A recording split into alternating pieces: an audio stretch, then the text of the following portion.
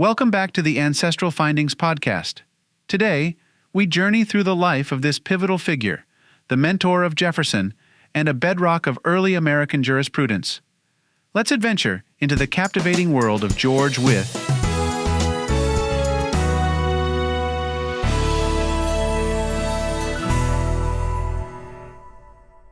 George Wythe was born in 1726 in Chesterville, a plantation in Virginia in Elizabeth City County, now Hampton, Virginia. The plantation was owned and operated by 3 generations of George's family before his birth, so he was already part of a deep Virginia legacy in the American colonies of Great Britain. George's father passed away when George was still young, and he was raised primarily by his mother, Margaret Walker, a woman who was raised as a Quaker and who was well educated. She instilled a love of learning into young George. She also influenced his religious beliefs. George became known for his outdated Quaker clothing in his later years, as well as for his gentle and unassuming manner, which one contemporary said could cause a surly dog to unbend and wag his tail. After George lost his father, he likely attended grammar school in Williamsburg, Virginia. After leaving grammar school, George went to train for a career in law in the office of his uncle, Stephen Dewey, in Prince George County, Virginia. George was admitted to the bar in Elizabeth County, Virginia in 1746. This was the same year his mother passed away. After this, George moved to Spotsylvania County, Virginia, and opened a legal practice that operated in several of the local Piedmont counties. George married Anne Lewis in 1747. She was the daughter of George's mentor, Zachary Lewis. Sadly, George and Anne were not married long, as Anne passed away in 1748. Widowed and without children, George moved back to Williamsburg, Virginia, devoting himself to law and scholarship. George also embarked on a distinguished career in public service at that time. His personal motto after moving to Williamsburg was Secundus Dubiisque Rectus, which is Latin for upright in prosperity and perils, a motto that suited George's personality quite well. George practiced law and secured his first government job in 1748 thanks to family connections. This job was as a clerk to 2 well-respected Virginia House of Burgesses members. George parlayed this job into many public service positions over the years, becoming a well-known and respected public leader in Virginia and the colonies as a whole. George's elder brother Thomas passed away in 1755 without heirs, which made George the heir to the family plantation, Chesterville. He was also appointed to the Elizabeth City County Court position that Thomas and their father had both held before him. He continued to live in Williamsburg doing his legislative work and remarried to Elizabeth Taliaferro. Her father was Richard Taliaferro, who built George and Elizabeth a house in Williamsburg called Wythe House, even though George was only given a life estate on the property after Elizabeth passed away before him. George was known for being quiet, modest, and dignified.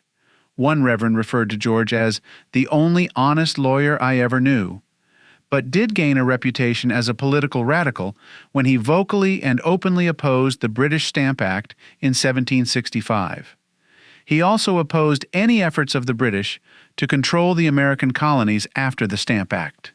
This, along with a lengthy list of public service offices he'd occupied since his second marriage, put him on the public radar enough to lead him to the Continental Congress. George spent the next several years tutoring and mentoring a local star law student, Thomas Jefferson. Their association with each other and mutual respect and affection for each other lasted all their lives, with one of Thomas's grandsons even being named after George, with the middle name Wythe. When war with Great Britain seemed clearly likely to happen, George was elected as a delegate from Virginia to the Second Continental Congress in 1775 to replace George Washington, who was taking command of the Continental Army. George and Elizabeth moved to Philadelphia, were both inoculated against smallpox, and George began his work as a founding father of the United States. It was in this position that he signed the Declaration of Independence when it was approved by and presented to the Continental Congress.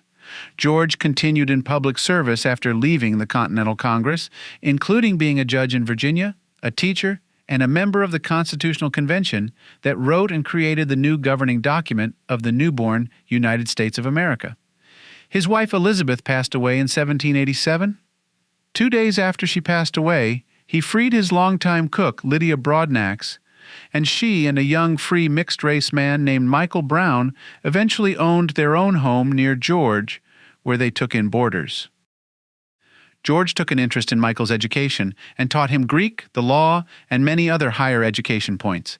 He even made Michael a beneficiary in his will, but Michael passed away before George. In 1805, George's great-nephew, George with Sweeney, a grandson of his sister, had come to live with him.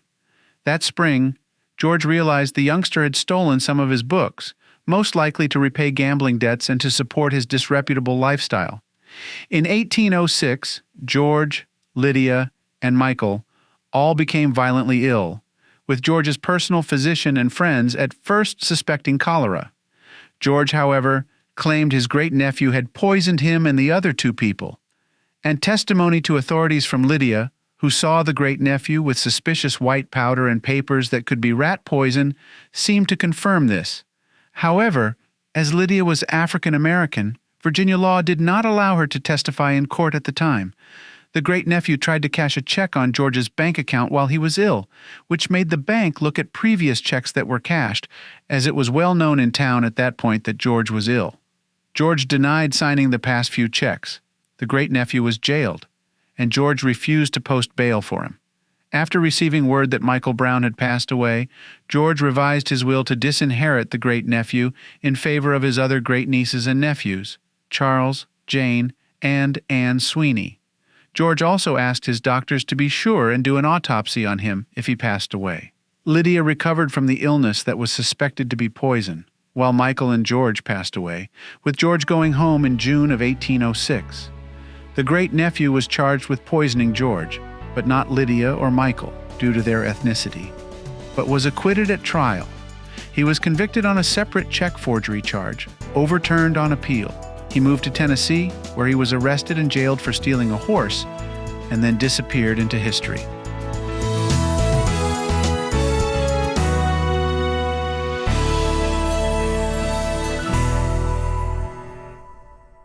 Many thanks for subscribing and listening to the Ancestral Findings podcast. Your ongoing engagement is deeply appreciated. For additional resources, visit ancestralfindings.com. There you can grab a free genealogy ebook, request a free genealogy lookup, and even participate in our weekly historical postcard giveaway. From me, Will Moneymaker, and all of us at Ancestral Findings, thank you for being an integral part of our family history community since 1995. Happy searching.